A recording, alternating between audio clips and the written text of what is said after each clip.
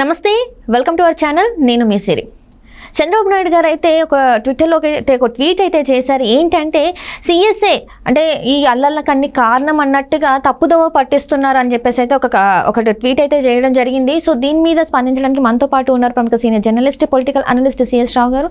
నమస్కారం సార్. నమస్తే సార్. ఇప్పుడు చూస్తుంటే చంద్రబాబు నాయుడు గారు ఒక ట్వీట్ అయితే చేయడం జరిగింది. ఇంతకుముందు గవర్నర్కి లేఖ రాశారు అండ్ ఇప్పుడు ఒక ట్వీట్ అయితే చేశారు. ఏంటంటే సిఎస్ఏ తప్పుదోవ పట్టిస్తున్నారు అన్నిటినీ అని చెప్పేసి తను ఒక ట్వీట్ అయితే చేయడం జరిగింది. మరి ఈ ట్వీట్ ద్వారా ఎలాంటి మార్పులు వచ్చే అవకాశం ఉంది? ఒకవేళ సిఎస్ని బదిలీ చేసే అవకాశం ఉందా? ఒకటేంటంటే చీఫ్ సెక్రటరీ జవహర్ రెడ్డి, డీజీపీగా గతంలో ఉన్నటువంటి రాజేంద్రనాథ్ రెడ్డి, వీళ్ళిద్దరూ జగన్మోహన్ రెడ్డికి రైట్ అండ్ లెఫ్ట్, కుడి భుజం ఎడమ భుజం లాగా ఉండేవాళ్ళు. అందుకే వాళ్ళని పెట్టుకున్నారు. ఆయన అన్ని నిబంధనలను కూడా కాదని చెప్పి ఆయనకు ఉన్నటువంటి విశిష్టాధికారాలతోటి జగన్మోహన్ రెడ్డి చీఫ్ సెక్రటరీగా జవహర్ రెడ్డిని, రాజేంద్రనాథ్ రెడ్డిని డీజీపీగా ఎంచుకున్నారు సీనియారిటీని కాదని. సో వీళ్ళిద్దరిలో రాజేంద్రనాథ్ రెడ్డిని పోలింగ్కి ఒక 6 రోజుల ముందు ఆయన్ని ఎన్నికల ప్రక్రియకి దూరంగా ఉండమని చెప్పి జరిపేశారు. సో దీంతో ఒక హ్యాండ్ అయితే పోయింది. ఇంకొక hand chief secretary Jawahar Reddy అయితే ఉన్నాడు. జవహర్ రెడ్డి అయితే జగన్మోహన్ రెడ్డికి అనుకూలంగా వ్యవహరిస్తున్నారు అనేది విపక్షాలు తరచూ చేస్తున్నటువంటి ఆరోపణ. దానికి తగిన విధంగానే ఆయన చర్యలు కూడా కనిపిస్తూ ఉన్నాయి.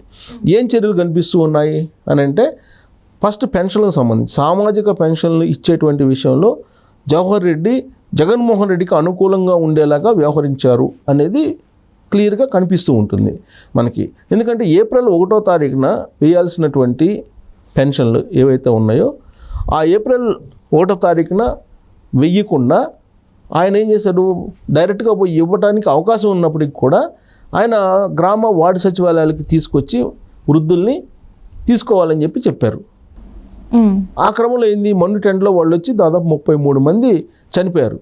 ఈ 33 మంది చనిపోవడానికి కారణం ఏంటి, ఎవరు అని అంటే జవహర్ రెడ్డి అనేది అప్పట్లో విపక్షాలు చేసినటువంటి ప్రధానమైన ఆరోపణ. దానికి బాధ్యత కూడా ఆయనే వహించాలని చెప్పారు. ఆ తర్వాత మే వచ్చేటప్పటికి మే 1వ తారీఖున ఇవ్వాల్సినటువంటి సామాజిక పెన్షన్ని ఏప్రిల్ 1వ తారీఖున పడినటువంటి ఇబ్బందుల కంటే కూడా ఇంకా మిన్నగా ఇబ్బందులు పడేలా చేశారు జవహర్ రెడ్డి. దానికి చేయడానికి కారణం ఏంటి అంటే, వాళ్ళు ఇబ్బంది పడితే కనుక ఎన్నికల సమయం కాబట్టి చంద్రబాబు నాయుడు లెటర్ పెట్టడం కారణంగా, లేదంటే చంద్రబాబు నాయుడు మనుషులు లెటర్ పెట్టడం కారణంగా ఎన్నికల కమిషన్కి ఈ సామాజిక పెన్షన్లని మీ ఇంటికి తీసుకొచ్చి ఇవ్వలేకపోతున్నాము అని చెప్పి ప్రచారం చేసింది వైఎస్ఆర్ కాంగ్రెస్ పార్టీ. సో తదనుగుణంగా ఓట్లు వైఎస్ఆర్ కాంగ్రెస్ పార్టీకి మలిచేటువంటి ప్రయత్నం జవహర్ రెడ్డి క్లియర్గా చేశాడనేది విపక్షాలు నమ్ముతూ ఉన్నాయి, విశ్వసిస్తున్నాయి, కనిపిస్తుంది కూడా మొత్తం. సో ఆ రోజు కూడా ఆయన మీద కంప్లైంట్ చేశారు. జవహర్ రెడ్డి జగన్మోహన్ రెడ్డికి అనుకూలంగా వ్యవహరిస్తున్నాడు, ప్లస్ అడ్మినిస్ట్రేషన్ విషయంలో కూడా ఆయనకి కావాల్సిన విధంగా చేస్తున్నాడు. ఎన్నికల కమిషన్ ఆధ్వర్యంలో ఉన్నప్పటికీ కూడా యంత్రాంగం జగన్మోహన్ రెడ్డి ఆపద్ధర్మ ముఖ్యమంత్రిగా ఉన్నప్పటికీ ఆయన మౌఖిక ఆదేశాలకి అనుగుణంగా నడుచుకుంటూ ఉన్నాడు జవహర్ రెడ్డి అనేది వీళ్ళు చేసినటువంటి ప్రధానమైనటువంటి అభియోగం. దానికి తగిన విధంగా ఎన్నికల కోడ్ వచ్చిన తర్వాత కూడా కొంతమంది కాంట్రాక్టర్లకు కావాల్సినటువంటి కాంట్రాక్టర్లకి నిబంధనలకు విరుద్ధంగా పేమెంట్స్ చేశారు అనేది కూడా ఉంది. కోడ్ రావడానికి కొన్ని రోజుల ముందు, కోడ్ వచ్చిన తర్వాత కూడా పాత డేట్లు వేసి కొంతమంది కాంట్రాక్టర్లకి అమౌంట్ పే చేశారు జగన్మోహన్ రెడ్డి మనుషులకి అనేటువంటి ఒక ప్రధానమైనటువంటి ఆరోపణ ఆయన మీద ఉంది. దానికి సంబంధించి కంప్లైంట్స్ కూడా చేశారు విపక్షాలు.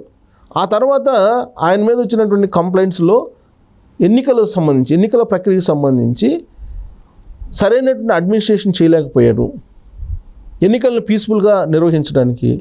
తర్వాత ఆయన నిర్వాహకం కారణంగానే పోలింగ్ రోజు కూడా ఉదయం ప్రారంభమైనటువంటి పోలింగ్ మిడ్ నైట్, ఆ తర్వాత కొన్ని చోట్ల ఏకోజాను 3 గంటల దాకా కూడా జరిగింది. దీని అంతటికీ ఆయన ఫెయిల్యూర్ కారణం, ఆయన అడ్మినిస్ట్రేషన్ ఫెయిల్యూర్ కారణమే అని చెప్పి ఇంకొక అలిగేషన్ కూడా ఆయన మీద ఉంది. ఇంకోటి, పోలింగ్ జరిగేటువంటి రోజు కనీసం మంచినీళ్ళు ఇవ్వడానికి కూడా ఏర్పాట్లు చేయలేదు. అవన్నీ చూసుకోవాల్సింది ఆయన కలెక్టర్లకు ఆదేశాలు ఇవ్వాలి. కలెక్టర్లు కింద వాళ్ళకి ఆదేశాలు ఇస్తారు, కానీ అలాంటి ఆదేశాలు లేవు. తర్వాత పోస్టల్ బ్యాలెట్ల విషయంలో కూడా కొంతమంది రిటర్నింగ్ ఆఫీసర్సు జగన్మోహన్ రెడ్డికి వైఎస్ఆర్ కాంగ్రెస్ పార్టీకి అనుకూలంగా వ్యవహరించారు. దానికి కారణం కూడా జవహర్ రెడ్డి అనేటువంటి ఆరోపణ కూడా ఇంకోటి ఆయన మీద ఉంది. ఇలా అన్ని రకరకాల ఆరోపణలు ఉన్నాయి. తాజాగా చూసుకుంటే కనుక పోలింగ్ అయిపోయిన తర్వాత వరుసగా 2-3 రోజులు రాష్ట్రం అట్టుడికిపోయింది. దానికి కారణం ఏంటంటే పల్నాడు కానీ లేదా చిత్తూరు జిల్లాలో కానీ అనంతపురంలో కానీ ఇక్కడ జరిగినటువంటి సంఘటనలు ఈ మొత్తం కూడా అడ్మినిస్ట్రేషన్ ఫెయిల్యూర్ వల్ల జరిగినాయి అని చెప్పి ఇక్కడికి ఎన్నికల కమిషన్ పరిశీలకులకు వచ్చినటువంటి వాళ్ళు ఇచ్చినటువంటి రిపోర్టు. దాన్ని బేస్ చేసుకొని ఎమర్జెన్సీగా చీఫ్ సెక్రటరీని డీజీపీని ఇద్దరిని ఢిల్లీకి పిలిచారు. ఢిల్లీకి పిలిచి అక్కడ వాళ్ళిద్దరిని సంజాయిషీ కోరారు. సంజాయిషీ ఇచ్చారు వీళ్ళిద్దరూ. ఎన్నికల కమిషన్కి సంజాయిషీ ఇచ్చినటువంటి డీజీపీ చీఫ్ సెక్రటరీ ఎవరైనా ఉన్నారా, ఏ రాష్ట్రంలో ఉన్నారంటే ఆంధ్రప్రదేశే.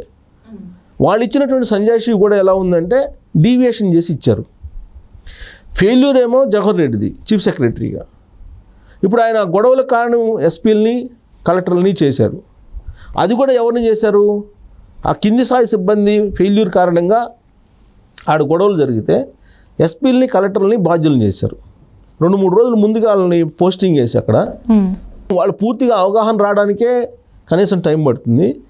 ఓన్లీ 2-3 రోజుల గ్యాప్లోనే వాళ్ళకి పూర్తి అవగాహన లేదు, వాళ్ళు మానిటరింగ్ చేసుకోలేకపోయారని చెప్పి వాళ్ళ మీద రిపోర్ట్ ఇస్తే ఈయన ఇచ్చినటువంటి రిపోర్ట్ మేరకు పల్నాడు అలాగే అనంతపురం ఎస్పీలని సస్పెండ్ చేశారు.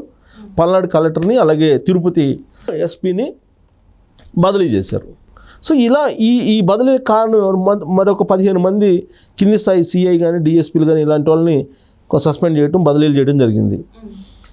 దీనికి కారణం ఏంటి? Administration failure. ఒక ఎన్నికలు జరుగుతున్నప్పుడు ఎన్నికలకు సంబంధించిన పాత హిస్టరీ ఉంటుంది. ఎక్కడెక్కడ గొడవలు జరుగుతుంది, ఎక్కడెక్కడ ఈవీఎంలు పాల్గొంటారు, ఎక్కడెక్కడ ఈవీఎంలు దొంగిలించారు, ఎక్కడెక్కడ క్యాప్చర్ చేశారు, బూత్ క్యాప్చరింగ్, ఇవన్నీ హిస్టరీ ఉంటుంది. ఈ హిస్టరీని బేస్ చేసుకొని ఏర్పాట్లు చేసుకోవాలి. ఇది దాదాపు 5-6 నెలలు ముందుగానే ఎక్సర్సైజ్ జరుగుతుంటుంది. ప్లస్ కేంద్ర ఎన్నికల కమిషన్ ఇక్కడికి వస్తుంది, రివ్యూ మీటింగ్లు పెట్టింది. ఇన్ని చేసినా కానీ సిఆర్పిఎఫ్ బలగాలను ముందు దించుకోలేదు. శాంతి భద్రతలను కాపాడాలనే ఆలోచన చేయలేదు. ఓటర్లకి కనీస సౌకర్యాలు కల్పించాలి అనేటువంటి ఆలోచన ఆయన చేయలేదు. ఆ మేరకు డైరెక్షన్ ఇవ్వలేదు.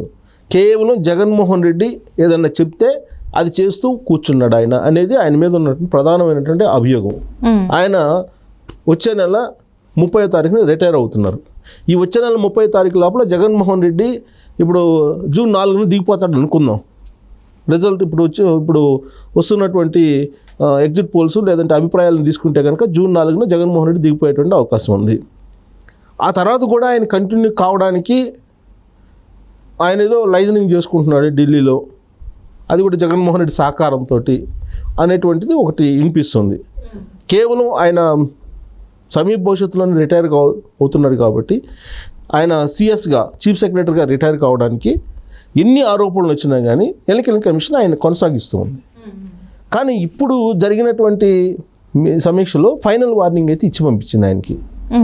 ఇక ఏమాత్రం తప్పు జరిగినా కానీ ఆయన మీద చర్యలు ఉండేటువంటి అవకాశం ఉంది.